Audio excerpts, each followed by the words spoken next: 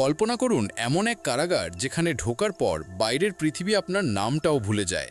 পরিবারের মুখ দেখা তো দূরের কথা, তাদের সঙ্গে যোগাযোগের কোনো সুযোগই নেই। ১৫০ জন মানুষ ঠাসা এক ক্লাসরুমের মতো ঘরে দিন কাটায়। এই জায়গার নাম সিকাট, এল সালভাদরের সবচেয়ে ভয়ঙ্কর কারাগার। ২০২২ সালে রাষ্ট্রপতি নাইফ বুকেলের নির্দেশে মাত্র ১ বছরেরও কম সময়ে গড়ে তোলা হয় এই দুর্ভেদ্য দুর্গ। উদ্দেশ্য একটাই, দেশের কুখ্যাত গ্যাং MS-13 ও বাড়িও 18-এর সদস্যদের চিরতরে নীরব করা। মাত্র ১৬ মাসে গ্রেপ্তার করা হয় ৭০,০০০-এর বেশি মানুষ। দেশের প্রাপ্তবয়স্ক জনসংখ্যার প্রায় ২%।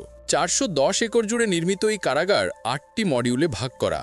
চারপাশে আকাশচুম্বী দেয়াল, ১৯টি পাহারা টাওয়ার আর ১৫,০০০ ভোল্টের বৈদ্যুতিক বেড়া, যার ছোঁয়াতেই মৃত্যু নিশ্চিত। বাইরের যোগাযোগ রোধে পুরো এলাকায় বসানো হয়েছে সিগন্যাল জ্যামার। ভেতরে ঢোকেই বন্দির নাম, পরিচয় সব কেড়ে নেওয়া হয়। শুধু সাদা শর্টস, স্লিপার আর ঠান্ডা লোহার স্ল্যাব, এটাই তাদের জীবন। কোনো গদি, বালিশ, ব্যক্তিগত কিছুই নেই। ১৫০ জন পর্যন্ত বন্দি ঠাসা থাকে এক ছোট্ট ঘরে। গরম, গন্ধ আর ঘামে ভরা বাতাসে নিঃশ্বাস নেওয়াই কষ্টকর। বন্দীদের দিনে ৩০ ঘন্টা থাকতে হয় ঘরের ভেতর। সপ্তাহে মাত্র ১ ঘন্টা বাইরে যাওয়ার অনুমতি, তাও প্রহরীদের চোখের সামনে। খাবার হিসেবে মেলে ডাল, ভাত বা রুটি টট্টিলা, খেতে হয় হাতেই মেঝেতে বসে। প্লেট নেই, চামচ নেই, মাংস বা প্রোটিনও নেই। কয়েক সপ্তাহেই অনেকের ওজন কমে যায় ১০ কেজি পর্যন্ত। প্রতিটি সেলে থাকে একটি মাত্র ব্যারেল, সেটাই পানীয়, গোসল ও টয়লেট সব কিছুর জন্য। ৮০ জনের জন্য একটি টয়লেট। বাতাস ভারী ঘাম আর দুর্গন্ধে, রোগ ছড়ায় ভয়ঙ্কর গতিতে। সবচেয়ে ভয়ঙ্কর জায়গা আইসোলেশন সেল। নিয়ম ভাঙলেই পাঠানো হয় সেখানে। সাউন্ডপ্রুফ, আলোহীন, মানুষবিহীন সেই কক্ষে বন্দী থাকে সম্পূর্ণ অন্ধকারে। শুধু একটা সিমেন্টের স্ল্যাব আর মেঝেতে গর্ত। কেউ কেউ সেখানে ১৫ দিন পর্যন্ত কাটায়। শুরু হয় বিভ্রান্তি, হ্যালুসিনেশন আর মানসিক ভাঙন। এক প্রাক্তন বন্দী ভাষায়, এটা যেন জীবন্ত কবর। এই নরকের বাসিন্দারা সবাই প্রাক্তন গ্যাং সদস্য। শরীর জুড়ে উল্কি, সংখ্যার ট্যাটু, মাথার খুলি বা শয়তানের ছবি। জামা নেই, তাই সেগুলো ঢাকাও যায় না।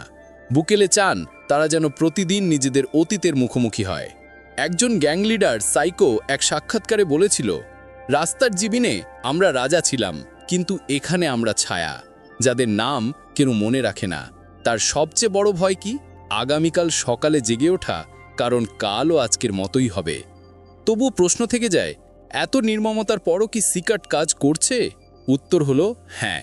২০১৫ সালে যেখানে এল সালভাদরের খুনের হার ছিল প্রতি লাখে ১০৪ জন, ২০২৩-এ তা নেমে এসেছে মাত্র ২ জনে।